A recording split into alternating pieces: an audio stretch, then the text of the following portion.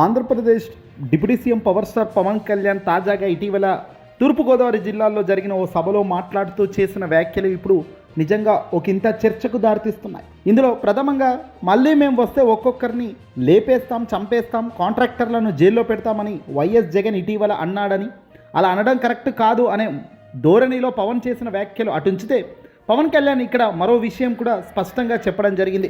జగన్మోహన్ రెడ్డి గారిని తగ్గించే అవసరం నాకు లేదు, నేను జగన్ను తగ్గించాలని అనుకోవడం లేదు. జగన్మోహన్ రెడ్డి గారి గత పరిపాలన ఇప్పుడిప్పుడే తనకు అర్థమవుతున్నట్టుగా ఇండైరెక్ట్గా తన మాటల ద్వారా అర్థం చేసుకోవచ్చు. వైఎస్ఆర్సీపీ పార్టీ అధినేత జగన్మోహన్ రెడ్డి గారు నార్మల్గా ఒక ఎమ్మెల్యే అని ఒకరు అన్నప్పుడు పవన్ మాత్రం దానికి అంగీకరించట్లేదు. జగన్ ఎమ్మెల్యే కాదు, చాలా శక్తివంతమైన రాజకీయ నాయకుడు, జగన్ను మళ్ళీ గెలిగితే మనం పతనం లేకుండా పోతామన్నది పవర్ స్టార్ పవన్ కళ్యాణ్కు బహుశా అర్థమై ఉంటుందేమో. ఎందుకంటే ఈ వ్యాఖ్యల వెనుక అర్థం ఏమిటి, ఒకసారి పవన్ కళ్యాణ్ మాటలు ఒక్కసారి విందాం ఆడియో రూపంలో, ఆ తర్వాత డిస్కస్ చేద్దాం. వాళ్ళు మాట్లాడుతూ ఉంటారు అంటే వాళ్ళకి ఈ సందర్భంగా ఒకటే తెలియజేయాలనుకుంటున్నాను, మీరు అధికారంలో ఉన్నప్పుడు మీ బెదిరింపులకి మేము భయపడలేం. ఇక్కడ ఆలోచించండి, అధికారంలో ఉన్నప్పుడు మీ బెదిరింపులకు భయపడలేదు అంటున్నారు పవన్ కళ్యాణ్. మరి అధికారంలో ఉన్నప్పుడు అసలు మిమ్మల్ని బెదిరిస్తే భయపడలేనప్పుడు సింగిల్గా పవర్ స్టార్ పవన్ కళ్యాణ్ సింగిల్గా ఎందుకు పోరాడలేదు జగన్ పైన? చంద్రబాబు నాయుడు గారు తెలుగుదేశం పార్టీ సింగిల్గా ఎందుకు పోరాడలేదు జగన్ పైన?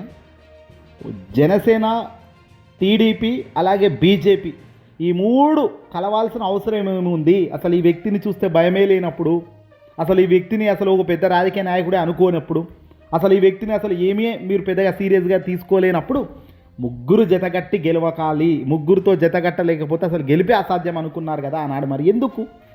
ఎందుకంటే ఈ జగన్ అనే ఒక్క వ్యక్తి మీ ముగ్గురికి కూడా తడిసిపోయేలా పరిపాలన చేశాడు కాబట్ట, లేదంటే మీ ముగ్గురిని భయపెట్టాడా? ఏం భయపెట్టాడు? పోని భయపెడితే సమాజంలో మీరు ఊరుకునేంత గొప్ప మనుషులేనా?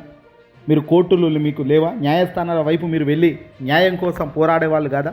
ఇప్పుడు న్యాయం కోసం ఎంతగానో పోరాడుతున్నారు. ఏం అన్యాయం జరిగిందని మీరు ఇప్పుడు పెండింగ్లో ఉన్న కేసులు ఒకసారి చూపించండి. అదే అన్యాయం చేసిన వ్యక్తిని 18-19 నెలలు అవుతుంది. మరి జగన్ మీద ఇలాంటి యాక్షన్ ఎందుకు తీసుకోవడం లేదు? అంతగా మిమ్మల్ని బెదిరించాడు కదా, ఎంతగా మిమ్మల్ని భయపెట్టాడు కదా. ఇవన్నీ కూడా సినిమా డైలాగులకు చిత్తగొట్టడం తప్ప పనికొచ్చే డైలాగులు కావు. జగన్ బాగా పరిపాలన చేశాడు కాబట్టి ముగ్గురు జతగట్టారు అనుకోవాలి. జగన్ పరిపాలనలో దూకుడుగా వెళ్ళాడు, సంక్షేమ పథకాలు 2,75,000 కోట్లు పంచాడు కాబట్టి మీ ముగ్గురు జతగట్టారు. జగన్ను సింగిల్గా ఎదుర్కొనే సత్తా మాకు లేదని చేతులు ఎత్తేసి ఆనాడు ముగ్గురు జతగట్టి ఈరోజు జగన్మోహన్ రెడ్డి గారు బెదిరిస్తుంటే భయపడము, అప్పుడు అధికారంలో ఉన్నప్పుడే భయపడలేదు అంటున్నారు. అధికారంలో ఉన్నప్పుడు భయపడకపోతే మీరు ఎందుకు మరి ముగ్గురు జతగట్టారనే దానికి ఒక్కరన్నా సమాధానం చెప్పగలుగుతారా ఈ మూడు పార్టీలు? లేనే లేదు. ఇంకా పవన్ ఏమన్నాడో ఒక్కసారి విందాం. మీరు అధికారంలో ఉన్నప్పుడు మీరు చేసే దౌర్జన్యాలకి మేము భయపడలేం, అలాగే మిమ్మల్ని తగ్గించడం కూడా నాకు ఇష్టం లేదు. కానీ మీరు బాధ్యతగా మెలగకుండా ఒక్కొక్కరిని చంపేస్తాం, మళ్ళీ మేము వస్తాం. ఇక్కడ పవర్ స్టార్ పవన్ కళ్యాణ్ మాట్లాడిన ఈ రెండు మాటలు అంటే నిజానికి చాలా దూరంగా ఉన్నాయి. ఒకటేంటంటే చంపేస్తాం. ఎప్పుడు కూడా వైఎస్ఆర్సీపీ పార్టీ వాళ్ళు కానీ జగన్మోహన్ రెడ్డి గారు కానీ నేరుగా ఈ మాటలు అన్న దాఖలాలు పోలేదు. ఎవరిని కూడా మేము అధికారంలో రాగానే చంపేస్తామని ఎవరు అనలే, ఎవరు కూడా అధికారంలోకి రాగానే లేపేస్తామని అనలే. కాంట్రాక్టర్లను జైల్లో పెడతామన్నది వాస్తవం. అది కూడా మెడికల్ కాలేజీల ప్రైవేటీకరణ. ఎందుకంటే ఒక అన్యాయపు కాంట్రాక్టర్లు అంటే ఒక అన్యాయపు ప్రక్రియ జరుగుతున్నప్పుడు కాంట్రాక్టర్లు దీనికి దూరంగా ఉంటేనే మీకు మంచిది, మేము అధికారంలోకి వస్తే మాత్రం మీ అందరికీ చిక్కులో పడతారనేది సాధారణంగా జగన్ చెప్పిన మాట. కానీ మళ్ళీ మేము అధికారంలోకి వస్తే మిమ్మల్ని చంపేస్తాం అని ఎవరన్నారు? ఇలాంటి మాటలు పనికిరావు కదా. అలాగే పవన్ కళ్యాణ్ మరొక మాట అంటున్నాడు, జగన్ను తగ్గించే పని నేను చేయను అంటున్నాడు. ఎందుకంటే అది నీకు మరింత డ్యామేజ్ అవుతుంది కాబట్టా, లేదంటే నీ పార్టీకి నీకు మరింత కుంభముంచే కార్యక్రమం అవుతుంది కనుక. వైఎస్ఆర్సీపీ పార్టీ ఈరోజు ఒక సంతకం పెట్టండి అని ప్రజాక్షేత్రంలోకి వెళ్తే 1 కోటి సంతకాలు పెట్టి పేపర్లు పెట్టి సైన్లు చేసి నెంబర్లు, ఫోన్ నెంబర్లతో సహా బయటకు వచ్చాయి. 1 కోటి మంది సంతకాలు, 1 కోటి మంది ఫోన్ నెంబర్లు, 1 కోటి మంది సంతకాలతో మెడికల్ కాలేజీ ప్రైవేటీకరణ ఒప్పుకోవడం లేదు.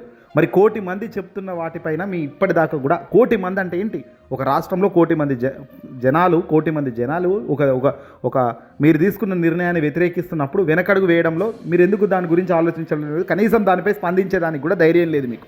కానీ అక్కడ అన్న మాటలను కాంట్రాక్టర్లో జైల్లో పెడతామన్న దాన్ని పట్టుకొని మాత్రం జగన్ గారు మీరు ఏం చేయలేరు, మమ్మల్ని తాట తీస్తాం, మేము కింద కూర్చోబెట్టి మొక్కాళ్ళ మీద కూర్చోబెడతాం.